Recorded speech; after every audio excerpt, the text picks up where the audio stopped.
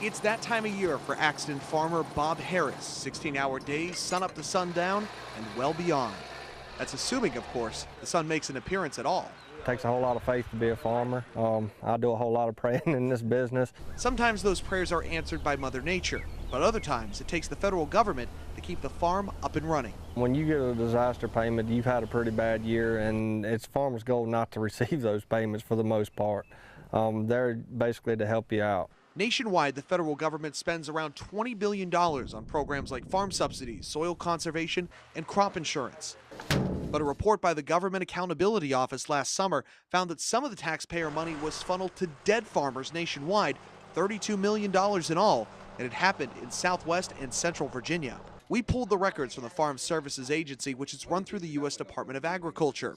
Between 2009 and 2010, 177 dead farmers in Virginia received payments from the FSA ranging from $28 to more than $67,000.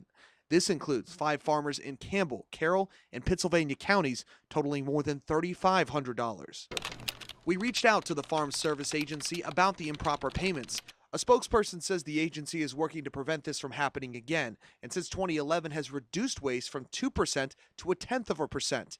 However, they weren't interested in discussing past problems with the subsidy program. We asked Harris to provide some perspective about what goes into applying for subsidies through the FSA.